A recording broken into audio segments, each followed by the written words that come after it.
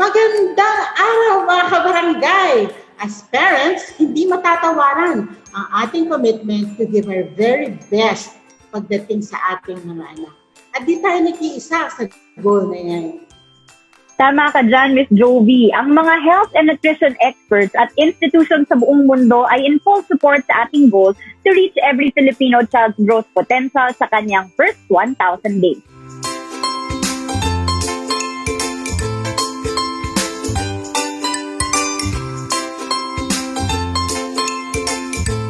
Kaya naman mayroon tayong micronutrient powder bilang isa sa mga tugon sa micronutrient deficiencies ng mga bata. So let's learn more about this amazing product from our guest expert, si Ms. Luz B. Tagunicar, ang National Nutrition Program Manager ng Department of Health. Magandang araw, Miss Jovi, at magandang araw sa ating mga tagapanood at tagapakinig. So, salamat ha. Ito yung unang tanong. Ano nga ba talaga itong micronutrient powder at bakit ito na-develop? Ang micronutrient powder is a mix ito ng mga multiple vitamins. So, may 15 micronutrients and minerals ito. So, vitamins and minerals siya. In powder form siya kasi hindi pwedeng i-mix yung ganung kadaming vitamins and minerals sa isang liquid form. So, di ba, usually, binibigay natin sa mga bata, multiple vitamins, pero mga 4 hanggang 5 micronutrients lang ang pwedeng pagsamasamahin nang walang interaction kasi nga nasa liquid form, no? So, this is powderized. So, pwedeng talagang pagsamasamahin yung 15 micronutrients. So, hindi sila maghahawa ng lasa or ang tinatawag nating interaction. So, kaya ito ay mas maganda kaysa dun sa mga debote o yung syrup na tinatawag natin na multiple vitamins. Pero bakit ito na-develop? Na-develop ito base sa pag-aaral. Nauna ito sa ibang bansa, no? Ang unang gumamit nito actually yung mga taga-Africa kasi alam naman natin na nagkaroon ng tagutom talaga sa Africa. At nakita din nila na yung ibang bansa, lalo na yung mga kabataan, ay maaari ding magkaroon ng magandang epekto ito sa kanila, no? So base sa pag-aaral, ang mga pagkain din ng mga Pilipino, kulang din talaga sa mga ibang vitamin at mineral. Kumbaga, hindi nakakain lahat yung mga necessary vitamins and minerals. Kaya ito'y ginawa para din sa mga batang Pilipino. Ayan. So, Miss Luz, paano naman po nakakatulong yung MNP sa tama pong paglaki ng isang bata? Sabi ko nga, may 15 vitamins and minerals ito, no? At ito yung mga vitamins and minerals, ito yung tumutulong sa ating katawan para isaayos itong mga processes natin. So, mai-enhance ang pag-absorb ng mga vitamins and minerals galing sa ibang pagkain, no? At sa pag-aaral, ang iron, na ito yung pinakamagandang sangkap ng MNP, ay talagang nakakatulong din sa paglaki at pagbuo ng katawan ng ating mga bata or mula sa pagiging sanggol hanggang pagiging bata. So, nakakatulong talaga siya sa paglaki at pag-develop ng mga bata. So, Ms. Luz, ano yung tamang paraan ng paggamit nito in terms of amount per serving at saka gaano kadalas dapat ito ibigay? Itong MNP, may example ako dito, no? Itong isang sachet na ganito, isang ganito sa isang araw, maibibigay na niya talaga yung kailangang vitamins and minerals sa buong maghapon. So, every day. And since mataas nga ang iron content niyan, pero para maganda ang absorption ng iron, every other day. So, yung 90 sachets niya, ay kailangan makonsume siya in 6 months. So, kung sa loob ng isang taon, 180 sachets dapat ang makonsumo ng isang bata. At maganda, sabi ko nga, ang absorption ng iron every other day. Kasi kumbaga sa cup, pag puno na, kahit lagyan mo pa, aawas lang siya. So, bigyan natin ng chance na ma-absorb fully yung iron bago ulit tayo magbigay. Parang every other day siya talaga. para ma-maximize natin yung absorption at yung paggamit sa vitamins and minerals. So, isang Ayun. sachet, ihahalo mo sa isang bowl of lugaw, halimbawa. Okay na yun. Then the next day na naman. So, napakaliit lang nito, no? 2 grams lang siya. Kung ihahalo mo siya sa kunyari, isang bowl ng lugaw at hindi naubos ng bata, edi sayang, matatapon. O di kaya, manghihinayang yung nanay, i-keep niya muna, and then later on, ipapakain uli. So, by that time, humalo na talaga yung lasa. Nagkakaroon din siya kahit papano ng lasa, no? So, hahalo na ang lasa ng micronutrient powder dun sa lugaw. So, hindi na siya masyadong masarap kainin. Pero kung inilagay natin doon, kunyari, sanggol siya at ang kaya pa lang niyang kainin ay 2 kutsaritang lugaw, ilagay natin to sa 2 kutsaritang lugaw lang. Huwag doon sa isang malaking bowl na uulit-uliting ipakain sa bata, no? Para din sigurado natin na makain niya na talaga agad itong mga micronutrient powder. So yan, malinaw po kung paano natin ibibigay, gano'ng kadami and gano'ng kadalas ibibigay itong MNP. Ngayon, Miss Luz, yung MNP po kasi parang hindi siya ganon ka-popular dito sa Pilipinas. Kasi syempre, marami rin po nagkalat na mga fake news, di ba po? Mga hindi makatotohanan po na mga information po tungkol dito. So, paano po yan ina-address ng DOH? And ano po yung payo po ninyo para sa mga magulang na hindi pa ganun kasigurado po doon sa pagbibigay po ng MNP sa kanilang mga anak? Oo, marami kasing mga haka-haka at saka yung mga balita na hindi maganda, may aftertaste, nangingitim. Totoo namang nangyari ito nung una nating ini-introduce yung micronutrient powder kasi hindi pa ganun kaganda yung technology, no? So parang nagkaroon ng oxidation, so nangitim at nagkaroon ng lasa sa pagkain. Pero ngayon, bago na ang technology at talagang halos walang lasa, At pag ginamit mo ng maayos, talagang hindi ma-detect ng bata na may inilagay ka doong micronutrient powder. So, ang payo ko sa nanay, katulad din ng ginagawa namin sa mga health workers pag tinitrain natin, tikman nyo para hindi lang puro balita lang ng ibang nanay na, sabi, pangit ang lasa o humahalo ang lasa. Kasi ginagawa namin yan at nung launch nga ng first 1,000 days sa Quezon, mismong si Governor Suarez, sabi namin, Gov, tikman mo to. Tapos, okay naman pala, walang lasa. So, kumuha siya ng 2 box para sa anak niya. So, kailangan lang siguro talaga natin, parang nagdududa yung mga nanay, no? Na baka makasama ito sa anak nila, baka kung ano mangyari. Kapareho din po ito ng mga binibigay nating multivitamins, nasa powder form lang. Sanay kasi tayo dito sa Pilipinas, puro yung mga syrup, no? Or drops ang binibigay natin sa mga bata. Pero ito, mas maganda ang kalidad kasi nga may 15 vitamins and minerals. So, yun lang. Kailangan lang ng mga nanay na magkaroon ng open mind, At doon sa mga nanay na nakagamit na, talaga namang maganda yung feedback kasi naging magana daw yung mga anak nila, naging masigla, at nagkaroon ng panibagong pag-asa yung nanay.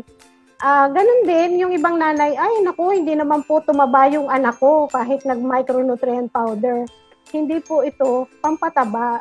Kasi nga, ang sabi natin, tataba ang isang bata kapag tama ang dami ng kinakain niyang pagkain. Kung konti lang naman yung binibigay mo, kahit may micronutrient powder, hindi po talaga tataba yung bata. Pero gaganda yung status ng kanyang micronutrient deficiency, kung baga maaayos, no?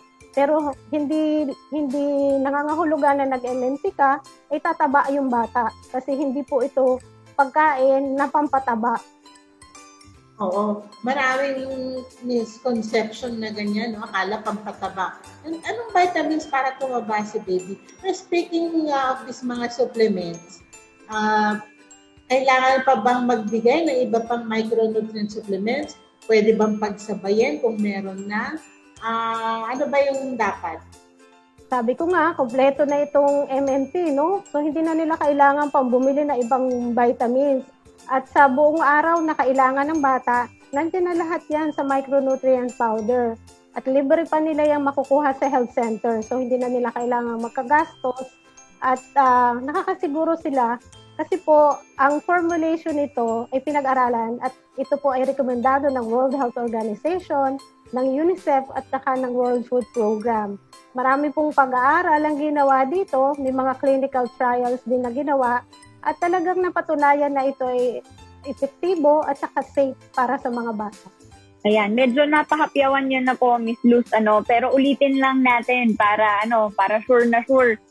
So, tama po ba yung narinig ko? Libre lang po ba itong MNT? And saan po maaaring maka-avail yung mga magulang para po sa kanilang mga anak? Sa mga health center natin, pinamamahagi natin itong mga micronutrient powder, no? So, ang Department of Health ay bumibili nito at pinamamahagi natin ito sa pamamagitan ng ating mga regional offices. Ang mga regional offices naman, pinapamahagi ito sa mga probinsya at ang mga probinsya, pinapamahagi ito sa mga munisipyo, no? So, yun yung tinatawag nating supply chain management.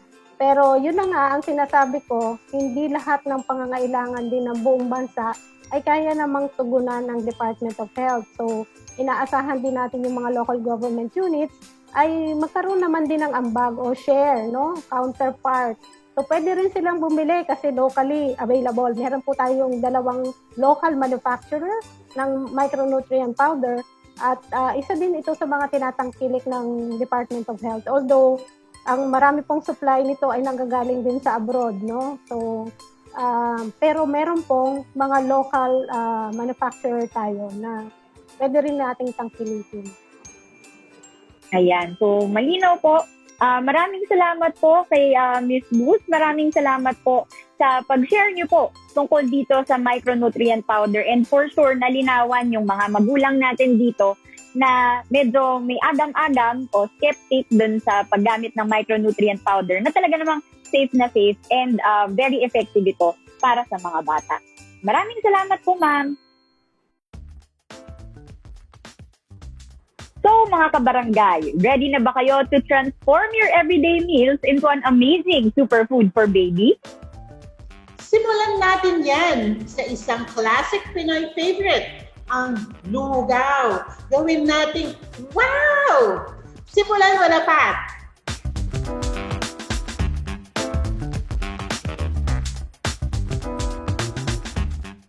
Ito na po, Miss Jovi, ang mga kailangan: 1/4 na tasa ng regular rice at 2.5 cups ng tubig. Dahan-dahang hugasan ang bigas upang hindi mawala ang sustansya. Dagdagan ng tubig at takpan ang kaldero. Sa simula ng pagluluto, siguruhing malakas ang apoy upang mapakuluan ang bigas at tubig sa loob ng 5 minuto. Haluin ito. Ipagpatuloy ang pagluluto hanggang 10 minuto o kung ang bigas ay maluto na may kaunting tubig pa. Panatilihing may takip, ngunit huwag ilapat ng husto o kaya naman lagyan ng konting puwang para maiwasan yung pag-awas ng niluluto. Ihalo hanggang ito ay lumapot. Kumuha ng tamang dami ng pagkain para kay baby. Magpalamig ng tamang dami ng lugaw sa food bowl ni baby at ibudbod dito ang MNP. Haluin hanggang matunaw ang powder sa lugaw. There you go! Wow na lugaw para sa inyong mga anak, edad 6 na buwan pataas.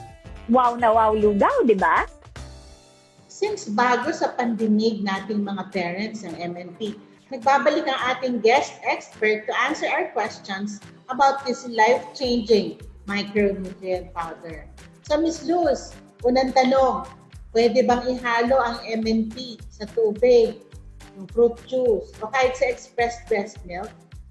Ay hindi po siya pwedeng ihalo sa anything na liquid, no? So kung tubig man, juice, gatas, or express milk, hindi po nire-recommenda na ihalo kasi since dry form po ito, maglulutangan yung ibang components niyan. So baka dumikit lang sa mga baso at hindi talaga ma-take in ng mga bata. So ang rekomendasyon po namin ay ihalo siya sa mga solid or semi-solid na pagkain. So, pwede yung lugaw, either yung thin na lugaw o yung thick na lugaw o yung malapot na tinatawag natin. Pwede din po siyang ihalo sa ibang pagkain, kagaya, pwede rin sa kanin, no? Ang nire-recommenda lang natin talaga ay hindi pa siya talaga sobrang init, no? Yung mga pinalamig na. Yung malapit na siyang or pwede na siyang ipakain sa bata kasi 'di ba hindi naman natin pinapakain ng mainit na pagkain yung mga bata. So kung kunyari pakakainin natin ang bata ng isang lugaw, papalamigin muna natin yung pagkain o yung lugaw kung ready na siya o kung ang temperature niya na ay mababa na at ready na siyang kainin ng baby, saka natin ihahalo yung micronutrient powder. Ito po ay para hindi humalo or hindi humalo yung lasa, no? Kasi pag sobrang init, parang yung mga naka-encapsulate na vitamins and minerals ay kakawala at magkakaroon ng contamination sa pagkain. So magkakaroon po minsan ng aftertaste, no?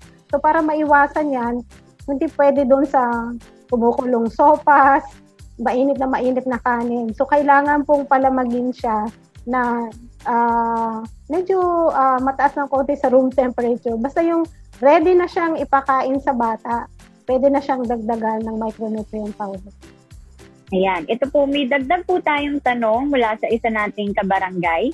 Okay lang bang bigyan pa rin ng MNT si baby kahit siya ay may sakit?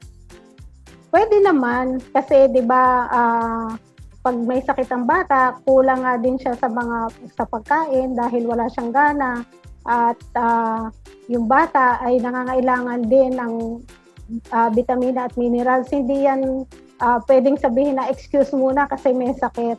So araw-araw ang pangangailangan natin, so kailangan araw-araw din na matugunan yung mga pangangailangan natin sa vitamins and minerals. Wala naman pong contraindication na pag may sakit, hindi siya pwedeng bigyan. Ayan. Speaking of contraindications, ang next tanong, meron bang side effects pag ginamit yung MNT? Meron bang constipation, diarrhea? Meron ba? Sa pag-aaral, wala naman. Ang pwedeng mild side effects lang nito ay dahil may iron, baka medyo kumulay lang yung dumi niya, no? Maging medyo umitim ng konti dahil sa iron. So ito naman ay normal, so kahit na ibang iron supplements naman ang tinitake, nakakakulay din ang pupo ng bata, no? So hindi naman ito masama at normal lamang siya. Ayan. Miss Luz, ito pa, last question po. Mula sa ating kabarangay, nag-iiba ba ang lasa ng pagkain kapag idinagdag ang MNT? Kung gagamitin ng tama, sa aming pag-aaral at talagang tinest namin to, kinain ko din siya, no? Talagang hinalo ko sa pagkain at nilasahan ko talaga para masabi ko sa mga tao na talagang wala siyang lasa, no? So, ito din yung ginagawa namin sa mga health workers pagka tinitrain namin. So, yung mga merienda nila, hindi nila alam, hahaluan namin ng MNT. Tapos, kumusta naman ang inyong merienda? Okay po ma, masarap naman. Alam nyo ba na may MNT yon? So, kasi minsan, nanggagaling din sa health workers, yung pagsasabi na, may aftertaste yan, no? Kasi nga, dahil sa experience ng unang panahon na hindi pa maganda ang technology, talagang nagkaroon ng ganong pangyayari. At hanggang ngayon, hindi mabura yun sa isipan ng mga health workers. Ganon din ng mga nanay na naka-experience. So ngayon po, sinasabi natin talaga, generally, wala naman siyang lasa talaga, no? Ang iiwasan lang talaga natin is gamitin siya dun sa napakainit na pagkain, ihahalo mo sa napakainit na pagkain. Ganon din naman, wag mo siyang hayaang nakahalo sa pagkain ng matagal na oras bago mo ipakain, 'di ba? Para hindi humawa din. Kahit papaano meron siyang lasa, ang tawag natin doon lang ay bland taste, no? Pero hindi naman siya distasteful or hindi naman pangit ang lasa, no? So So, tama lang siya. Pero hindi napaka-distinct nung lasa na aayawan mo dahil may aftertaste siya. So, generally, bland ang taste niya. At kung gagamitin ng maayos, ay wala siyang ibang lasa na pangit na aayawan ng ating mga kabataan. Maraming salamat, Luz. And then of course, Miss Luz, bago natin ibigay yung lugaw na may MNP, breastfeeding muna, di ba? Kahit 6 months ang baby.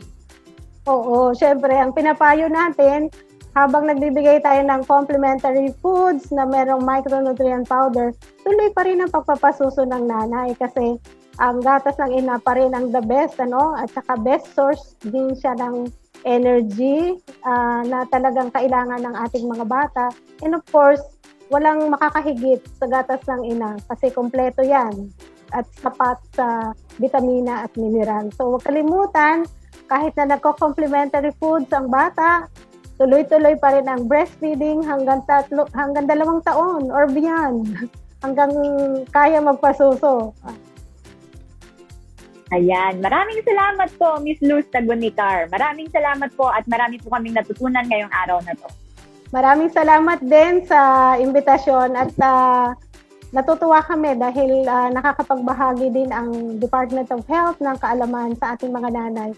Sana po'y maging bukas ang ating isipan at gamitin ang micronutrient powder para sa ating mga anak.